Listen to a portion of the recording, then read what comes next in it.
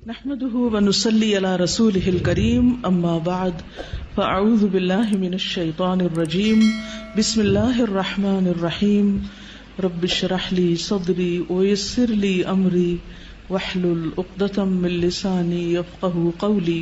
پھر ہے نماز میں سورۃ الاخلاص کی تکرار۔ یہ بھی کسی نے سوال کیا تھا آپ میں سے۔ سوال تھا کیا یہ ممکن ہے کہ میں نفل نماز میں ایک ہی سورت پڑھوں؟ مثال کے طور پر میں سورۃ اخلاص کو ایک سے زیادہ مرتبہ پڑھتا جاؤں، گویا کہ میں ایک رکعت میں 100 دفعہ پڑھوں۔ بعض لوگ اس طرح کرتے ہیں نا، کئی لوگ وظیفے بتاتے ہیں، حاجت کے نفل بتاتے ہیں، یہ سورت 15 دفعہ پہلی رکعت میں اور دوسری میں، یہ سب خود ساختہ طریقے ہیں۔ الحمدللہ ایک ہی رکعت میں یا 2 رکعت میں کسی سورت کو بار بار لوٹا کر پڑھنے میں کوئی حرج نہیں ہے، کوئی اس میں منع نہیں کیا گیا کہ 2 دفعہ نہیں پڑھ سکتے، 3 دفعہ نہیں پڑھ سکتے۔ خاص طور پر قل هو اللہ احد، کیونکہ اس کی بہت عظیم فضیلت ہے، کیونکہ یہ سورت توحید اور رب تعالیٰ کی صفات پر مشتمل ہے۔ امام بخاری نے روایت کیا کہ ابو سعید خدری سے روایت ہے کہ ایک آدمی نے دوسرے آدمی سے سنا کہ وہ قل هو اللہ احد بار بار پڑھ رہا ہے۔ جب صبح ہوئی تو اس نے رسول اللہ صلی اللہ علیہ وسلم کی خدمت میں حاضر ہو کر اس واقعے کا ذکر کیا، گویا وہ اس عمل میں کوئی بڑا ثواب خیال نہ کرتا تھا۔ تو رسول اللہ صلی اللہ علیہ وسلم نے فرمایا، مجھے اس ذات کی قسم جس کے ہاتھ میں میری جان ہے، یہ سورت قرآن کی 1 تہائی کے برابر ہے۔ لیکن 2 کاموں سے بچنا ضروری ہے تکرار میں۔ نمبر 1، گنتی معین نہ کریں کہ 10 دفعہ ہی پڑھنی ضروری ہے۔ ان میں سے ایک یہ ہے کہ تکرار معین گنتی کے ساتھ نہ ہو۔ اگر وہ معین کر لے گا، یعنی فکس کر لے گا، وہ نہ اس سے زیادہ پڑھے گا نہ کم، تو یہ بدعت ہوگی، کیونکہ یہ خود ساختہ طریقہ ہے، خود ایجاد کیا، لوگوں کو پابند کیا۔ یعنی کچھ لوگ اس طرح کی چیزیں لکھ کر عام کر دیتے ہیں یا دوسروں کو کہتے ہیں 3 دفعہ لازمی پڑھنا ہے۔ مذکورہ حدیث میں گنتی کی تعین نہیں، نہ ہی یہ سلف سے معروف ہے، اور جو چیز شریعت میں متعین نہیں اس کی تعین جائز نہیں، اس کا بغیر کسی تعین کے مطلق ہونا جائز ہوگا۔ جیسے لوگ کہتے ہیں نا کتنی دفعہ آیت کریمہ پڑھیں، وہ کہیں نہیں بتایا گیا کتنی دفعہ، جتنا سہولت سے پڑھ سکتے ہو۔ حضرت یونس علیہ السلام کے بارے میں کچھ نہیں ملتا کہ انہوں نے 100 دفعہ پڑھا یا 1000 دفعہ پڑھا۔ اصل بات یہ کہ پڑھنے کی کوالٹی کیا ہے، یہ زیادہ امپورٹنٹ ہے۔ نمبر 2، اسے عادت نہ بنایا جائے کہ مثلا ہر روز فجر کی نماز میں آپ پہلی رکعت میں 20 دفعہ، دوسری میں 15 دفعہ قل هو اللہ پڑھ رہے ہیں، یہ نہیں ہونا چاہیے۔ انسان جب بھی رات کو قیام کرے تو ایک سورت کے بار بار پڑھنے کو عادت نہ بنا لے، کہ آپ دیکھیں کہ کوئی شخص ہر رات ایک ہی سورت پڑھتا ہے اور اسے تبدیل نہیں کرتا، یہ بھی مشروع نہیں، نہ سلف صالحین کے عمل میں سے ہے۔ بس جب وہ اس کام کو کرنا چاہے تو کبھی کبھار ہی کرے، اس پر دوام نہ کرے۔ اس کو چاہیے کہ سنت کے عمل کو اور اس کام کو عادت بنائے جس پر پہلے لوگ عمل کیا کرتے تھے۔ وہ ہر رکعت میں سورۃ الفاتحہ کے ساتھ کوئی ایک سورت پڑھے یا کسی سورت کا کچھ حصہ پڑھے، اور تکرار کرنا جو ہے وہ کچھ افضل نہیں ہے، اگرچہ پڑھنے میں کوئی حرج نہیں، لیکن اس میں کوئی ایسا نہیں کہ یہ زیادہ ثواب کا کام ہے۔ اوکے، کیونکہ آپ نے اسی کی فضیلت بتائی نا کہ وہ تو 1 تہائی قرآن کے برابر ہے، تو اس سورت کو معمولی کیوں سمجھتے ہو؟ اور تکرار سے منع نہیں کیا تھا، لیکن تکرار فکس کرنا جو ہے اپنے پاس سے وہ ٹھیک نہیں۔ سورہ ملک ہم عشاء کے آخری 2 رکعت میں پڑھ سکتے ہیں؟ جی پڑھ سکتے ہیں، چاہے فرضوں میں پڑھیں چاہے نفلوں میں پڑھیں، تو وہ اس کی تلاوت کا وہ حق ادا ہو جائے گا انشاءاللہ۔ لیکن اس کو لازم اس وقت پابند نہ کر لیں اپنے آپ کو، کبھی اس میں پڑھیں کبھی نہ بھی پڑھیں۔ ابھی ہم نے پڑھا تھا کہ حضرت عثمان رضی اللہ عنہ نے رکوع کے پہلے پڑھنی شروع کی تاکہ جو ہے ان کو رکعت مل جائے لوگوں کو، تو اس صورت میں سورہ فاتحہ تو مس ہو گئی، تو پھر ہمیں رکعت ریوائز کرنی پڑے گی، ریپیٹ کرنی پڑے گی؟ نہیں، جب وہ آئے گا لمبا ہو جائے گا نا، جیسے 1 رکعت ویسے تو چھوٹی ہو جاتی ہے، لیکن اگر قنوت پڑھنی شروع کی تو لمبی ہو گئی رکعت، جی، تو وہ پھر سورۃ فاتحہ آ کے پڑھ لے گا اپنی، کیونکہ رکعت لمبی ہو گئی ہے نا۔ اچھا، وہ خود سے پڑھ لیں گے؟ خود سے پڑھ لے گا نا، ٹھیک ہے۔ امام کی اگر مس بھی ہو جائے اور انسان خود سے پڑھ لے تو نماز ہو جائے گی۔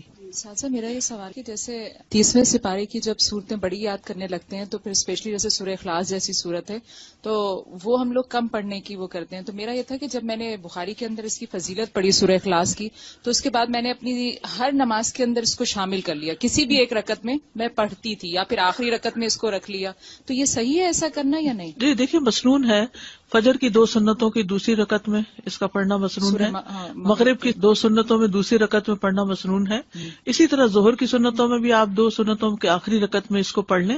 سنت کی دوسری رکعت میں اس کو پڑھنا جو ہے وہ تو سنت سے بھی ثابت ہے، حتیٰ کہ وتر کے بھی آخری رکعت میں۔ دیکھتے ہیں کہ قبولیت دعا کے اسباب کیا ہیں۔ فصل پنجم، بعض لوگوں کی دعا بسا اوقات بہت جلد قبول ہو جاتی کیونکہ وہ سخت ضرورت مند ہوتے ہیں۔ ضرورت ان کے اندر اضطرابی کیفیت پیدا کر دیتی ہے، ہلچل مچا دیتی۔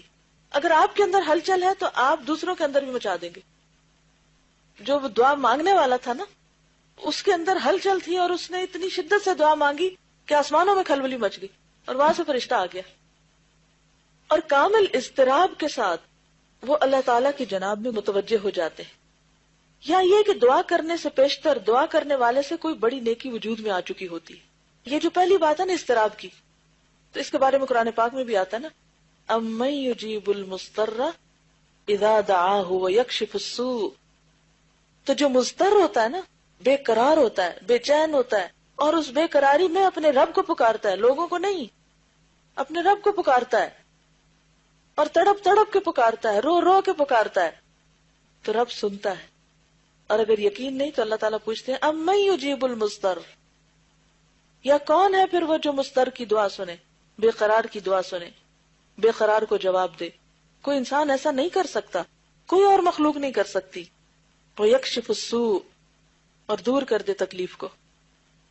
تو یہاں پر نمبر 1 لکھ کے نا اضطراب لکھ لیں، تاکہ آپ کو یاد رہے کہ دعا کے قبولیت کے لیے مجھے اپنے اندر اضطراب پیدا کرنا ہے. علامہ اقبال نے بھی اس کی دعا مانگی تھی نا آپ کے لیے. کیا؟ خدا تجھے کسی طوفان سے آشنا کر دے کہ تیرے بحر کی موجوں میں اضطراب نہیں. اب اتنے سکون میں ٹھنڈے ہیں. میں سوچ رہی تھی جن دنوں میں آئی تھی، تو میں سوچ رہی تھی ان دن کو حالات بڑے پریشان کن تھے، سب کے چہروں پہ پریشانیاں نظر آتی تھیں، اور ہر کوئی اس بات کی تلاش میں تھا کہ کوئی چیز ہو کہ ہم کریں، کچھ پڑھیں کہ ہماری پریشانی دور ہو. اور پھر مجھے لگتا ہے کہ لوگوں نے بڑے دل سے دعائیں کی، اللہ تعالیٰ نے رحمت کی، اور آج کل ذرا سکون ہے.